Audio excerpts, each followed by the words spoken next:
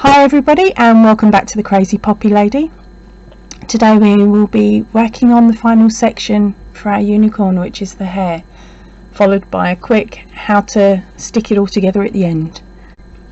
Right, so today we will be working with our trusty 4mm hook, and I am actually using the Knit and Pearl by So Crafty in the bright section.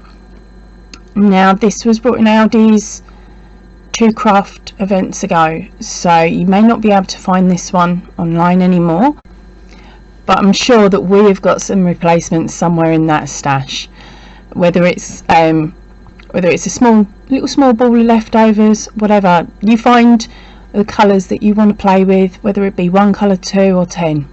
Choice is completely up to you on this one.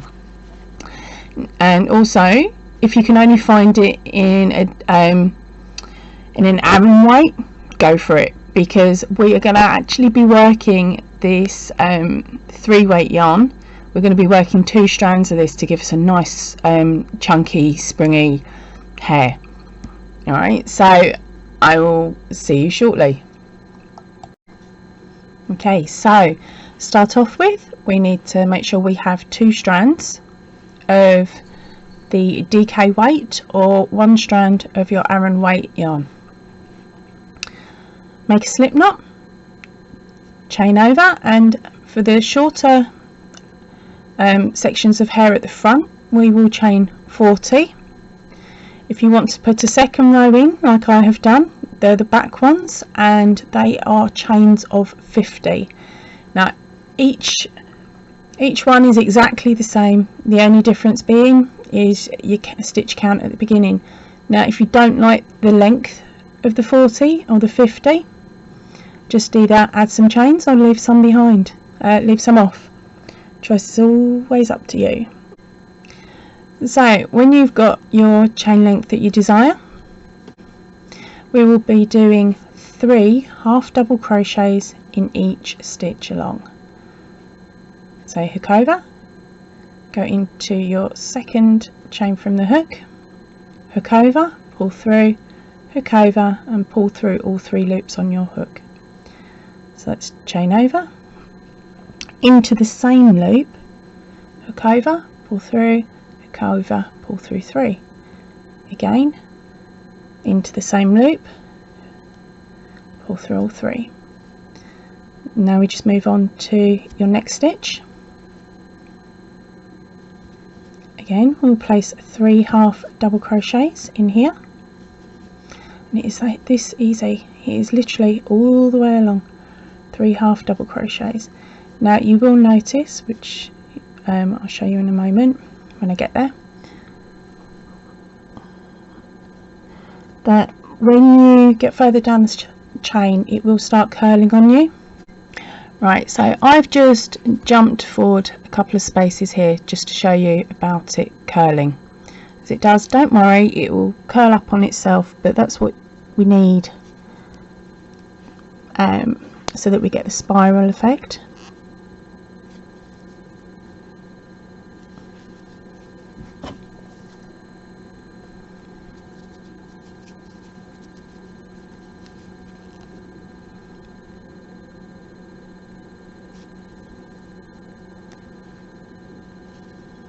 Okay, I will jump forward a few more stitches and show you what it looks like. There we go, so this is how mine's looking at the moment. Now as some of you are crocheting them, they may end up sitting like this, sitting sort of all wrong and the wrong way round. So it is a case of just sitting there manipulating it, twisting it round, taking you back to when you were having to tighten up the phone cord because you'd dragged it into the cupboard so you could talk to the boyfriend, or something like that when you were a nipper. So I'm gonna leave you to get on with these. When you come back, hopefully you'll have quite a few ready to go. Okay, so for the unicorn that I showed at the beginning, it actually has 10 strands of hair at the front and 10 at the back. So not quite the 7 that you would hope for the rainbow, but I'm sure that you guys will be extra creative. I can't wait to see them once I saw our Facebook page. Alright, I will see you all in a bit for the joining.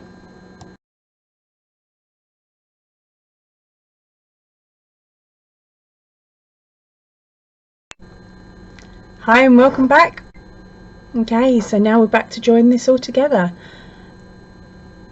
Right, so I'm assuming you've got all your parts laid out ready.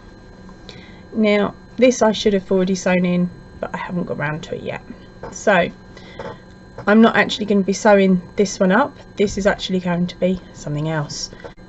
Right, so when you're looking at the front of your work, you'll see that you have your triangles coming up. So the way I positioned my unicorn horn was I picked the middle triangle that came up, that was in line with the last load of stitching that you did.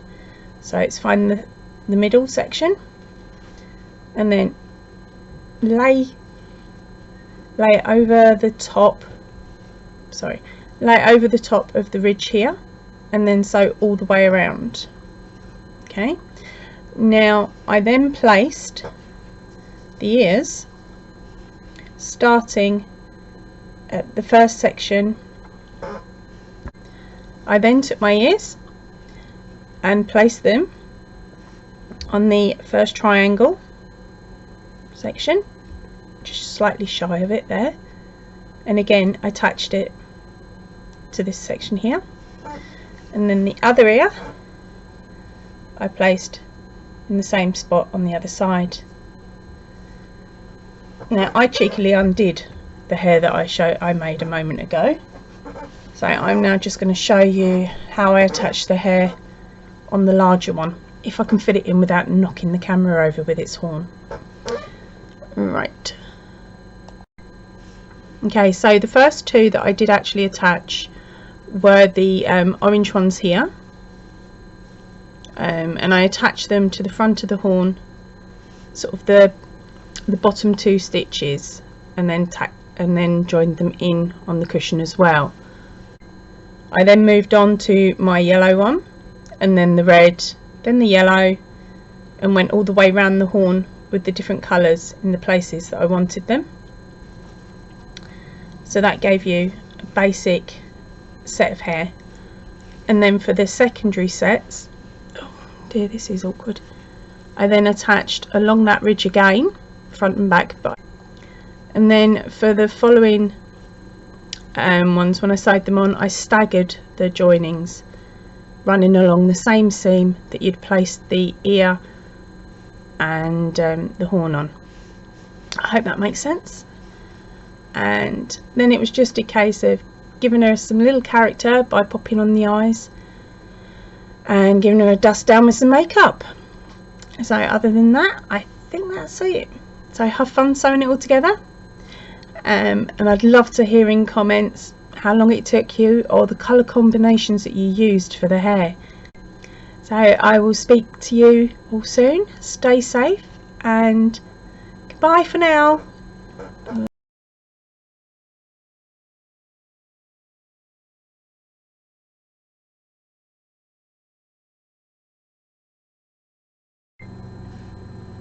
Hiya! Right, here we go, we're back again. Now I'm going to be showing you how not to start a video.